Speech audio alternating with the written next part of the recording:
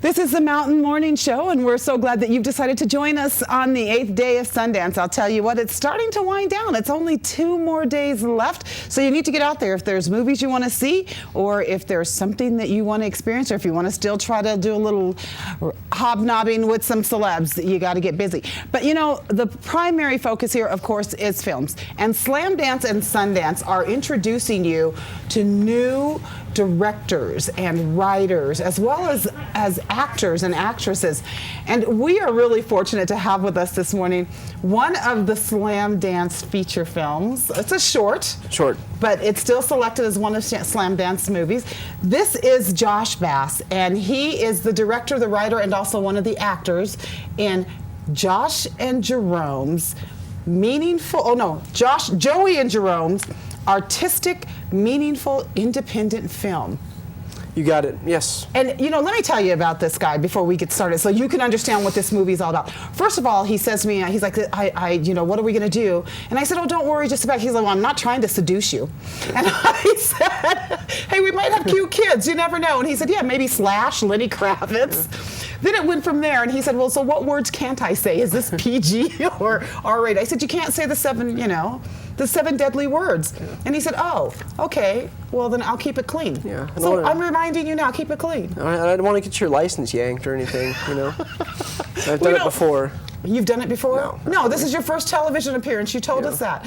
But congratulations on being selected to Slamdance. Oh, thank you. Appreciate Huge. it. I mean, what did they say? There were 5,000 entries this year? Yeah, and I was really surprised. I haven't been in a big festival besides this, and I didn't think I would get in, but I submitted anyway just to do it. And you made it. I made it. And you know, this is interesting because you not only wrote and directed this film, but you also star in it. You have a role in it. Very small role, yeah. You have a small role, but you know what? Tell us about Joey and Jerome's artistic, meaningful, independent film, because it really is about making a film, isn't it? Yeah, it's exactly what it sounds like. It's these two goofy guys. They've grown up their whole lives watching, you know, Jason Statham and Bruce Willis and Vin Diesel blowing things up and making people bleed and gout blood. And one day, one guy's sister, Jerome's sister, says, I think you guys should watch some independent films. And they're like, oh, that's totally lame. We're not going to do that. But they do it just to humor her, and they're moved to tears when they do. And they rush off to make their own movie. But they don't know what they're doing, so they shoot it all on VHS, and it's a piece of crap, and they use poster board for the credits, and they don't know what they're doing.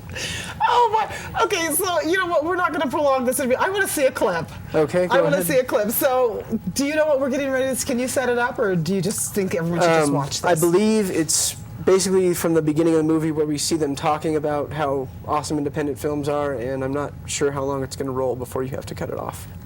Oh, why are we going to have to cut it off, Josh? Okay, roll the whole movie. I'm here till tomorrow. All right, this is Joey and Jerome's artistic, meaningful, independent film by Josh Bass. Watch this clip. When your sister lent us these movies, I thought they were going to suck. Yeah, she was all like, you guys need to broaden your horizons and watch independent films. I was like, independent what? That sounds totally gay. Joey and Jerome don't like nothing if dudes ain't getting shot or blown up. And they weren't gay at all. I mean, we watched Little Miss Moonshine, Eternal Spitshine of the Spotless Shoe, Lost in Transcription. Ooh, let's do this one now. It's a foreign film called My New Friends. Dude, I got an idea. Ever since we finished watching that movie a few minutes ago, I always wanted to make an independent film. Dude, me too. Like a movie with deep meanings and artisticness that makes people have feelings and stuff. Well, hey, I got $36. Oh, we can use this old camera my dad gave me when I was 10. He says it was the first motion picture camera ever. And it was made in 1898 and was used to shoot Birth of a Nation. Awesome, great. Well then we can star in it, and since my sister's all into independent films, she can be in it. And your cousin, he can be the camera guy and do all the sounds and stuff. Yeah, he took that 3-day class at the DeVry. Oh, and he can act in it too. Sweet. Dude, before we start, since we're both straight edge, can't do anything during the filming that compromises our values. So no drinking, no smoking, and no non-simulated sex. Cool? Cool. Straight edge for life. So what's this movie about? Well, I can't believe it's done. This is gonna be the independentest movie ever. Play. It is said that there are no promises in the wind. A wise prophet once proclaimed, it's hard to hold a candle in the cold November rain. But the wind and the rain were metaphorical during that lazy summer in the small town of Cat Gristle, Maine. Okay, Josh. Oops. Yeah, oops. I think it's more like poops. But Wow. Okay, this film looks like you had so much fun. Now tell us about the actors. They were comical. Okay, Albert, the guy without the afro, I've known him since college, probably more than 10 years. He has a dramatic background. He's very good in front of people, much better than I am. He's an actor. He's also a filmmaker. I've shot some of his films. Tony, the guy with the afro, I met him working on a public access show where I shot and wrote a couple of skits and stuff. And you haven't seen the girl yet, but Lucy, I met working in an anime distribution company. She did a lot of voiceover work, and I asked her if she wanted to be in a crappy, no-budget movie, and she said yes. It doesn't look like a crappy, no-budget movie. It looks like a movie that's going to be a lot of fun to see. Oh, thank you. It looks like a lot of fun. You know, honestly, this is such a different concept and such a twist on it. You know, I don't want to say that that's a little demented, but okay, I'm going to. Oh, thank you. See, and you're so proud of that. I am. I'm proud to be demented. And that was your intent, completely.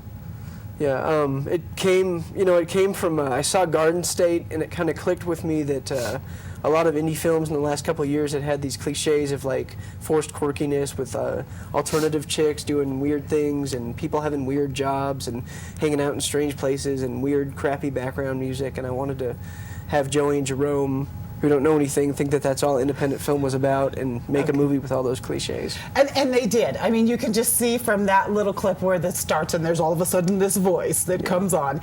And that's what you're going to see throughout the course of the movie. Yeah, we committed to it. I think that chunk is 12 minutes and the real life stuff is about 5 minutes. Are you serious? Yeah. Okay. How did you decide which movies to kind of spoof when you went in and changed some of those titles? How did you decide which movies would work, and because there's a lot of ways you could have gone with it. Well, actually, it's not like a scary movie where you hit these specific notes in movies that people recognize. There is one real specific reference. It's at the end, and it kind of spoils things if I tell you which one it is. Okay, don't tell me. But it's just real general cliches. I watched a bunch of movies and sort of wrote down all the stuff that was universal among them. The drug use and the people getting pregnant in small towns and all that stuff, and I just kind of worked it all into one story. And I was going to say, you know what? It's such an honor and such a privilege to be selected as a Slamdance film. How did you feel when you found out that you were going to be here? I was very excited, but because I'm a weirdo and very low-key, I internalized it, and I think I said, oh, sweet, and that was the extent of my reaction on the phone. That was it? Yeah, like, oh, sweet, or maybe great. Great or sweet, I'm not sure. One of the two. But either way, it wasn't as demonstrative as probably some of the other directors and actors have been. Okay, what about your cast? How did they feel when they found out, hey, it's going to be a Slamdance film? I'm sure they were excited, but they've been listening to me spam them with my festival announcements for like 3 years now, because we shot this 3 years ago, so okay. I guess not as excited as me. Okay, and now where can people look forward to seeing this film after Slamdance is over? I'm looking into different online distribution and stuff, and if somebody wants to buy a copy, they can always contact me via email, and I'd be happy to send them one for a nominal fee of $1,500 or something. That's it, not much. Yeah. What's your email address in case they want this $1,500 DVD? Where can they get it? It is joshbass1979@gmail.com. JOSHBASS 1979@gmail.com. And what about Twitter? Do you have a Twitter account or Facebook? I do. It's twitter.com/Joey and Jerome. Also facebook.com/Joey and Jerome. And joshbass.com, there's a Joey and Jerome button on the left side of every page. So perfect. So everyone can find it. Everyone. I look forward to hearing about this movie. Yeah. It's one that I think everyone's going to really enjoy. I appreciate that. Congratulations again. You. I think it's fantastic. Thanks. And you're a lot of fun. Thank you. You really are. And Thanks. you didn't seduce me. Damn it. I tried. I really You did. tried. Let's check you out. Anyways, we'll be back on the Mountain Morning Show. We have more coming up. You know that music. We're going to do red carpets, and of course, we're going to introduce you to more filmmakers. Don't go away. We'll be right back. So I figured tomorrow we... God damn it! I've got to get out of this backwater piss hole of a town! Hey, calm down. No! There's nothing here for me but dead ends and deader beginnings! Where are you gonna go if you leave Kit Grissom? I don't know. I can't stay.